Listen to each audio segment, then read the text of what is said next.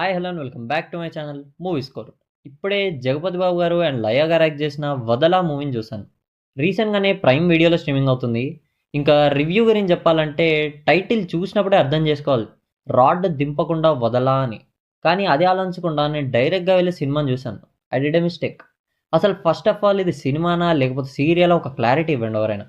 Cinema చూసిన వాళ్ళు comment సెక్షన్లో కామెంట్ చేయండి.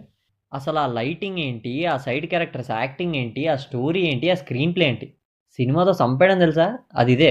నాకు తెలిసి ఈ సినిమా 2010లో తీసినా కూడా హిట్ కాదు. ఎందుకంటే అప్పుడు చూసినా కూడా ఇంట్రెస్ట్ రాదు. కాకపోతే సీరియల్కి ట్రై చేయొచ్చు, బెటర్ రిజల్ట్స్ వస్తాయి. ఎంత దారుణం అంటే మూవీలో ఒక పర్టికులర్ సీన్ ఉంటుంది. ఒక పెద్ద ఇల్లు ఒక ఎమర్జెన్సీ వల్ల బ్లాస్ట్ అయిపోతుంది. మార్నింగ్ పోలీసులు వచ్చి ఆ ఇల్లు ఎవరిదని పక్కింటి వాళ్ళని అడిగితే ఏదో పెళ్ళమ్మ కూడా కొట్టుకొని చనిపోయినట్టు చెప్తారు. అక్కడ జరిగిందేమో పెద్ద బ్లాస్ట్. అట్లీస్ట్ ఒక టెన్షన్ కానీ క్రౌడ్ కానీ ఏం లేదు. జస్ట్ ఏదో పిల్లలు ఆడుకుంటే కాలిపోయిందన్నంత సింపుల్గా చెప్తారు.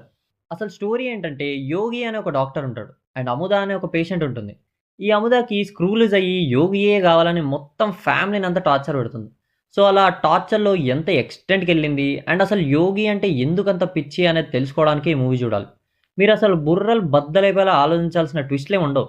జస్ట్ చూస్తే చాలు ఆటోమేటిక్గా అన్నీ తెలిసిపోతాయి. క్లైమాక్స్‌లో వచ్చే ట్విస్ట్‌ని నేను సినిమా ఇంటర్వెల్‌కే గెస్ చేశా.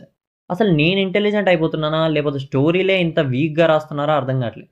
పర్ఫార్మెన్స్ కూడా చాలా ఆర్టిఫిషియల్‌గా అనిపించింది. అస్సలు న్యాచురల్‌గా అనిపియలేదు. నాకిప్పటికీ అర్థం కావట్లేదు అసలు ఈ సినిమా ఎందుకు తీశాడా అని. అసలు ఏ ఉద్దేశ్యంతో తీశాడో అర్థం కావట్లే. టెక్నికల్లీ సినిమా కూడా యావరేజ్‌గానే ఉంటుంది. Too much of Instagram filters AC cinema తీసినట్టు ఉంటుంది. బ్యాక్‌గ్రౌండ్‌లో పెద్ద పెద్ద ఆరెంజ్ లైట్లు యాజ్ ఇట్ ఈజ్ సీరియల్ లాగానే అనిపిస్తుంది చూస్తే మాత్రం. సో, మూవీలో అయితే నాకేం పాజిటివ్స్ అనిపియలేదు. కాకపోతే మీకెప్పుడైనా హై బడ్జెట్ సీరియల్ చూడాలి అనిపిస్తే మాత్రం ఈ సినిమాని ప్రిఫర్ చేయండి. ఓకే.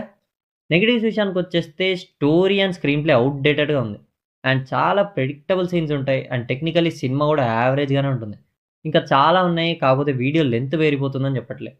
నా సజెషన్ అయితే స్కిప్ చేస్తేనే బెటరు. తట్టుకోలేరసలు.